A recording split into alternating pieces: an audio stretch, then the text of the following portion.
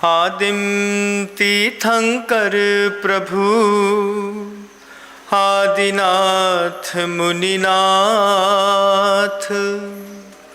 आधि व्याधि अघमद मिटे तव पद में मम्मात। चरण शरण है आपके,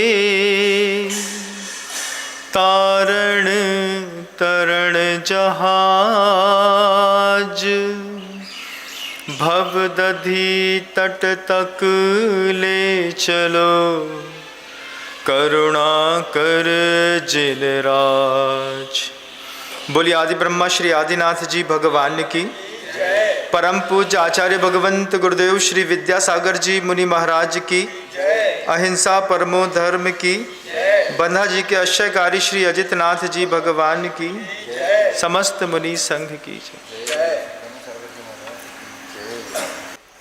भगवान महावीर स्वामी ने स्पष्टतः कहा कि मंजिल पर पहुंचने वाली हर शख्सियत को मेरे एक एक शब्द को गहराई से अपने जीवन पे उतारना होगा। मंजिल पर पहुंचने वाले लोगों को, जिनको चाहत है कि हमें मंजिल तक पहुंचना है, मंजिलें सबकी अलग अलग हो सकती हैं। किसी की मंजिल फैक्ट्री हो सकती है, तो किसी की मंजिल दुकान हो सकती है। किसी की मंजिल मोक्ष हो सकती है, तो किसी की मंजिल पारिवारिक दाम्पत्य जीवन हो सकता है।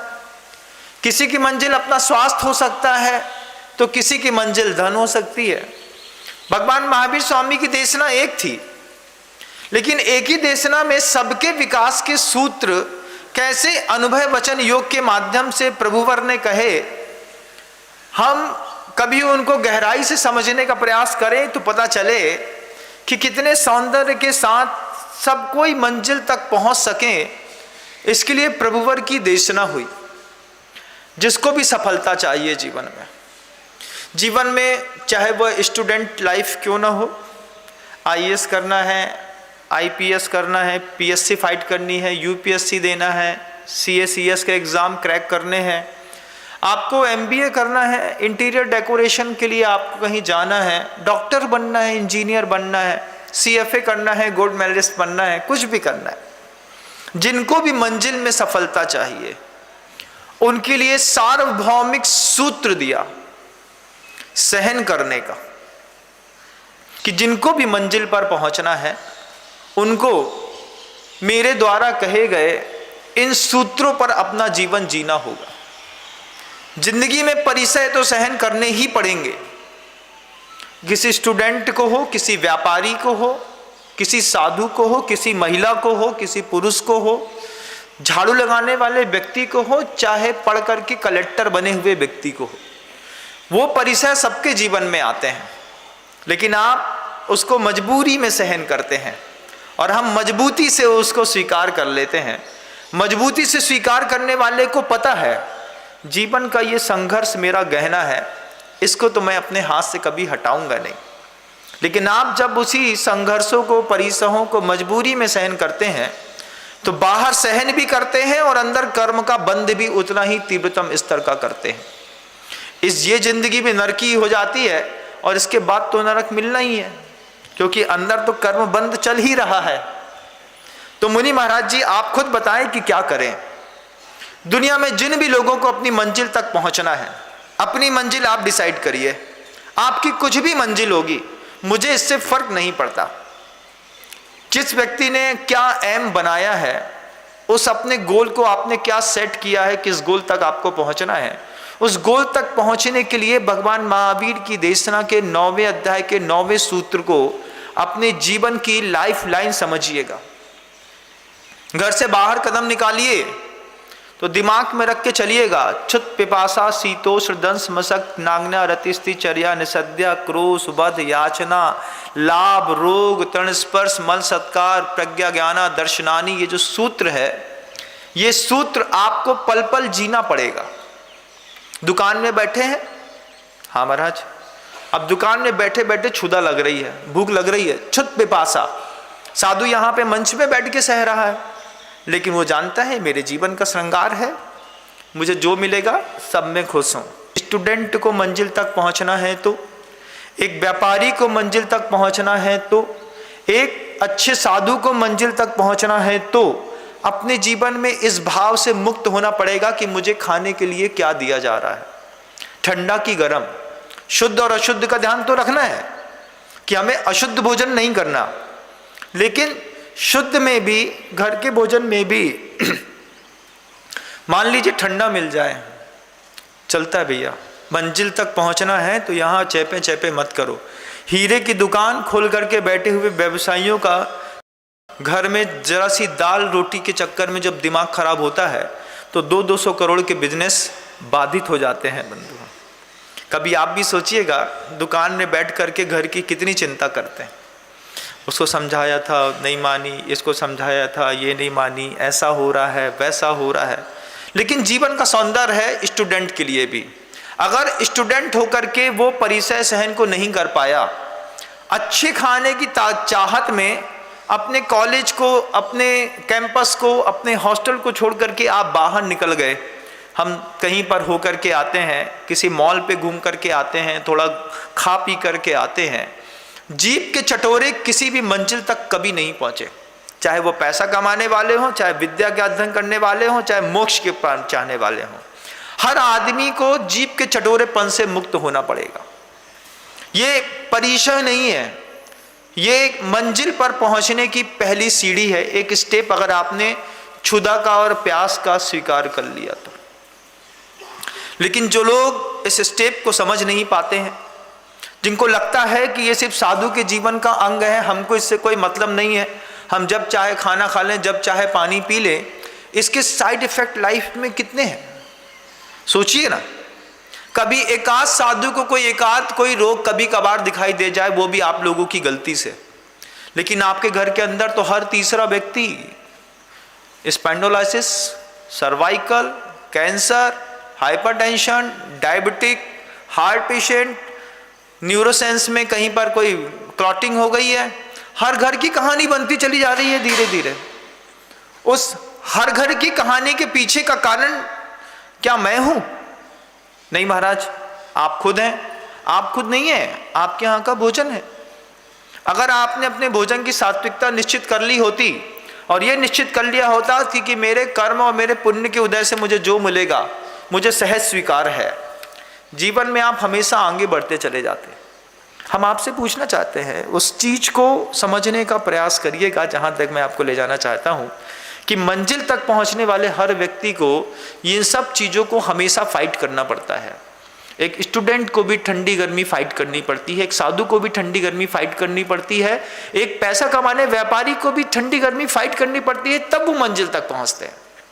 जब वो मंजिल तक पहुंचते हैं, जब उनके जीवन का ये श्रृंगार रहता है कि खाने पीने से कोई खास फर्क नहीं पड़ता है, ठंडे गर्म से कोई खास फर्क नहीं पड़ता, लेकिन जिनको कोल्ड ड्रिंक्स चाहिए है, बियर बार जाना है, कहीं कुछ करना है, हैवी ड्रिंक लेने हैं, हैवी एनर्जी ड्रिंक्स लेने हैं, आपके पास पैसा है लेकिन अकल नहीं दी भगवान ने। घर में पैसा तो खूब है, हम बार बार कहते हैं उस बात को कि वसीयत में बाप की गद्दी तो मिल सकती है लेकिन बुद्धि नहीं मिल सकती। और वैसे ही हुआ है कि भगवान महावीर की वसीयत में आप लोगों को उनकी गद्दी तो मिल गई लेकिन बुद्धि नहीं मिली। अगर बुद्धि भी मिल गई होती भगवान महावीर स्वामी की देशना के अंतिम पड़ाव में वो जो शब्द कह करके चले गए कि ये उपदेश 12 सभाओं में से मुनियों के लिए कम, श्रावकों के लिए ज्यादा, ये बात अगर हमने अंतर मन में गहरी बैठा ली होती तो हम बहुत डेवलप हो गए होते। लेकिन सबसे पहली बात तो है डेवलप होना। डेवलप होने के लिए क्या क्या रिक्वायरमेंट्स है, फिर डेवलप होने के बाद डेवलपमेंट लाइफ टाइम तक बचा रहे उसके लिए रिक्वायरमेंट्स कुछ अलग हैं। अभी तो ये सिर्फ डेवलपमेंट होने की रिक्वायरमेंट्स हैं कि हमको अपनी लाइफ को ग्रोथ करना है, बढ़ाना है। किराने का बिजनेस बढ़ाना हो, चाहे कपड़े का, मशीनरी पार्ट्स का बढ़ाना हो, चाहे डायमंड की ज्वेलरी का, आपको अपनी लाइफ में पर्सनल ये चीज तो सहना पड़ेगी। सिर्फ साधु सहता है ऐसा नहीं। जिस दिन आप इस चीज में चिक चिक पिच पिच करना बंद कर देंगे और इन सब चीजों को अपने दिमाग में लोड लेना बंद कर देंगे, भैया घर के अंदर मूंग की दाल खा के आए, यहाँ पर आकर के सामने वाले को जूस प्रोवाइड कराया, आप जूस लेंगे? हाँ जूस ले लीजिए। क्यों? घर के अंदर हमारी किस्मत में मूंग की दाल है, हमारे कस्टमर की किस्मत में दिया गया जूस है, तुम जूस पियो हम मूंग की दाल खाएं, दोनों खुश रहेंगे। दोनों खुश रहेंगे। जैसे छोटा सा मच्छर जब हमारे देह में काटता है, इतना सा है, हल्का सा, फूंक दें तो उड़ जाए, और अगर गलती से एक छोटी सी उंगली भी ऐसी करें तो वहीं पे उसका प्राणांत हो जाए। लेकिन वो अंदर जब डंक मारता है तो पीड़े में पूरा शरीर झंझना जाता है। हम अपने जीवन में, हम अपनी स्टूडेंट लाइफ में, अपनी साधु की लाइफ में, हम अपने व्यावसायिक जीवन की लाइफ में, हम अपनी गृहस्थी की जिंदगी में, घर के अंदर भी ये सूत्र इंप्लीमेंट करने वाले हैं कि हम घर के अंदर किसी को मच्छर के जैसा रोज डंक नहीं मारेंगे। रोज छोटा सा डंक आप मारते हैं, घर में किसी ना किसी फैमिली मेंबर्स को, कोई ना कोई फैमिली मेंबर्स रोज डंक मारता है। मुसीबत तो वहां होती है जब किसी एक फैमिली मेंबर्स को घर के सारे फैमिली मेंबर्स डंक मारते हैं। कभी देखिएगा, होता है कि नहीं होता है महाराज जी। मान लीजिए एक बहू है जो थोड़ा सा कम मध्यम परिवार से आ गई है, या फिर दिखने में अच्छी सौंदर्यवान नहीं है, या फिर खाना अच्छे से नहीं बना पाती है, नहीं आता है उसको, उनके माता पिता ने उस तरीके से ट्रीट नहीं किया जैसे आज आप अपने बच्चे के लिटरेट बच्चों को ट्रीट नहीं करते हैं। हमारा बच्चा मस्कारा कितने का आता है ये तो पता चल जाएगा, लेकिन हमारी बच्ची को ये नहीं पता है कि एक 5 किलो शक्कर को घोल करके चाशनी बनाने में, एक तार की चाशनी बनाने में कितना पानी डालना पड़ता है, ये बच्ची को नहीं पता। बच्चे से पूछिएगा 5 किलो शक्कर में कितना पानी डालें कि 5 किलो की शक्कर घुल करके चाशनी बन जाएगी। वे पढ़ी लिखी औलादें बोलती हैं 5 किलो शक्कर में 5 किलो पानी मिलाओ। 5 किलो शक्कर में 5 किलो पानी मिलाओगे तो तुम्हारा पूरा घर जलाना पड़ेगा, उसके बाद भी शक्कर की चाशनी नहीं बनने वाली। अब किसी को विज्ञान पता हो इस बात का कि शक्कर खुद पानी से बनी हुई है, उसमें सिर्फ 100 ग्राम पानी मात्र डालेंगे तो 5 किलो शक्कर पूरी गल करके बाहर हो जाएगी, लेकिन समझ में आती हो बात तब तो। लेकिन अगर आप वक्त से पहले अपनी बच्ची को प्रवचन सुनाएं, वक्त से पहले अपने परिवार के लोगों को सामूहिक रूप से इस बात को बैठ के बताएं कि हम अपने परिवार में किसी भी फैमिली मेंबर्स को, जिससे हमको रोज जीना और उठना बैठना है, किसी को भी शब्दों का डंक नहीं मारेंगे। ये दंश मशक परिचय है। एक छोटा मच्छर काटता है, एक बड़ा मच्छर काटता है, डांस कहते हैं उसको। बड़ा सा होता है, काटता है तो फुला करके वहां पर पे कई बार फोड़ा तक पैदा कर देता है। ऐसे कितना हमने मनोवर्गणाओं का डंक, कई बार हम बोलते कुछ नहीं है लेकिन साइलेंट किलर रहते हैं। इतना साइलेंट क्लियर है, दादाजी 3 दिन से नहीं बोल रहे, लेकिन पूरे घर में शमशान घाट मचा के रखा है, हर जगह कत्ल खाने चल रहे हैं। खून गिरता नहीं है साइलेंट किलर्स का, लेकिन हर घर का हर व्यक्ति घर के अंदर होकर भी घर में रह नहीं पाता। इतनी आकुलता का वातावरण आप मौन में पैदा कर देते हैं। उस मौन से पैदा किए गए वातावरण से जब तक आप अपने परिवार को ना बचा पाएंगे, मंजिल आपको नहीं मिलने वाली। बंधु, आज सुधरिए, कल सुधरिए, चाहे अगली पर्याय में। मेरी देशना मनुष्य रहते हुए सीख गए तो बहुत अच्छी बात है। अपनी जिंदगी को सही दिशा से, सही सूत्र को समझ करके कितना डेवलप किया। हर ऊंचा हुआ उठा हुआ साधु, उसके पास हाथ में कुछ नहीं होता, लेकिन दिमाग में जो होता है वो संसार में कहीं नहीं होता। मुनि श्री प्रसाद सागर जी महाराज बार बार इस बात को कहते थे, आज भी कहते होंगे कि हम फकीरों के पास देने के लिए रखा ही क्या है। मुनि श्री प्रसाद सागर जी महाराज कहते हैं, हम फकीरों के पास देने के लिए रखा ही क्या है, अगर कोई चाहे तो जीने का तरीका ले ले। कि वो जो जीने का तरीका आपको आता नहीं, साधुओं ने सूत्रों से खूब सीखा है। कोई स्टूडेंट अगर मेरी बात को सुन रहा हो, कोई प्रोफेसर मेरी बात को सुन रहा हो, कोई IITians मेरी बात को सुन रहे हो, या फिर कोई हाउसवाइफ सुन रहे हैं, या फिर कोई बिजनेस क्लास के लोग, किसी भी कॉर्पोरेट सेक्टर के कोई लोग भी सुन रहे हो, मंजिल तक ऊपर उठना है तो हमको सबसे पहले शब्दों की और मन की डंक मारने अपने परिवार में छोड़ने पड़ेंगे। शुरुआत हम अपने परिवार से करते हैं, फिर व्यवहार धीरे धीरे हम अपने मोहल्ले गांव से लेकर के पूरी सृष्टि के अखिल विश्व में एक भावना भाएंगे सत्येषु मैत्री की। तब जाकर के आप सफल हैं, वरना असफलता तो रोज हर एक कदम पे आपका साथ दे रही है। महाराज बहुत मेहनत करती है हमारी लड़की, चार्टर्ड अकाउंटेंट के एग्जाम में अंतिम पेपर महाराज पिछले 6 साल से क्लियर नहीं हुआ। हमारे इस सूत्र को अगर समझ में आ जाए तो, क्योंकि देशना परमात्मा ने सिर्फ साधु के लिए नहीं दी, श्रावक के लिए भी दी है। लेकिन श्रावक ने पूरी की पूरी देशना को उठा करके लाए, पुस्तक ला करके, माँ जिनवाणी मैया जगत दुख मेट दो, हमें पढ़ने नहीं आ मैया को और महाराज जी को सौंप देने आए। फिर महाराज जी उन्हें जो करने सो करत रहे। तो फिर महाराज जी उसमें से छांटते हैं, घोटते हैं, निकालते हैं। फिर उनको लगता है कि ये जो श्रावक है, ये श्रावक बस थोड़ा सा भी समझ ले तो अपने जीवन का सौंदर्य विकसित कर लेगा। अगर आपको भी ये बात समझ में आए कि क्षुत पिपासा शीत उष्ण दंश मशक नाग्न रति अरति, ये सब चीजें अपने जीवन को समझने का प्रयास करिए। रति क्या है? किसी एक चीज में मंजिल को पाने से पहले नजर टिक जाए। जब आपने आईएएस का गोल सेट किया था तो लाइफ में गर्लफ्रेंड्स कैसे आ गई? जब आपने अपने बिजनेस क्लास के गोल सेट किए थे तो फिर लाइफ में दूसरे इश्यूज कैसे आ गए? अब अगर आपने रति में कहीं पर दिमाग खर्चा कर लिया है, वो भी परिचय है, जब आप ऊपर उठ रहे होते हैं तो जिंदगी में कब सामने आ जाता है पता नहीं चलता। जितने भी दुनिया के जितने भी राज गायब हुए हैं, सेना से गए हों, चाहे वैज्ञानिकों से गए हों, चाहे देश के किसी भाग से गए हों, इसी रति के माध्यम से धीरे से हट करके और विदेशों तक और पता नहीं कहां कहां तक पहुंच गए। आप कभी सोचिएगा, आपने मंजिल को पाने से पहले किसी से अफेयर कैसे कर लिया?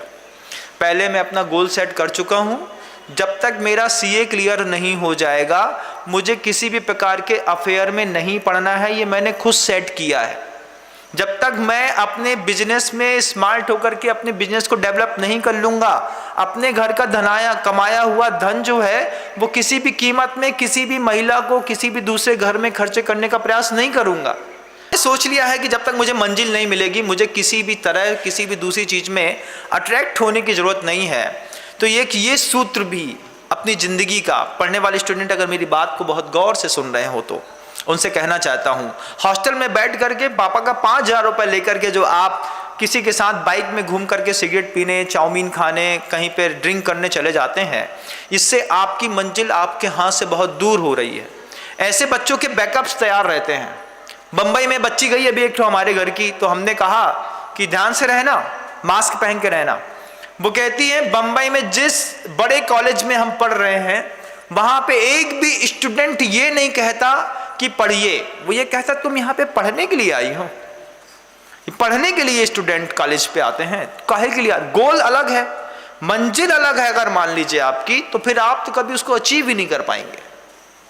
लेकिन भगवान महावीर स्वामी जाने से पहले बोल गए कि आप 9वें अध्याय का 9वां सूत्र, तत्वार्थ सूत्र का 9वें अध्याय का 9वां सूत्र, क्षुत पिपासा शीतोष दंश मशक नाग्ना रति स्त्री चर्या निषद्या क्रोश याचना वध लाभ रोग तण स्पर्श मल सत्कार पुरस्कार प्रज्ञा ज्ञाना दर्शनानी, ये जो सूत्र है, इस सूत्र को तत्वार्थ सूत्र खोल करके बहुत अच्छे से पढ़ने का प्रयास करिएगा और एक एक शब्द को ये सोचिएगा कि भगवान महावीर ने हमारे घर के विकास का सूत्र लिखा है।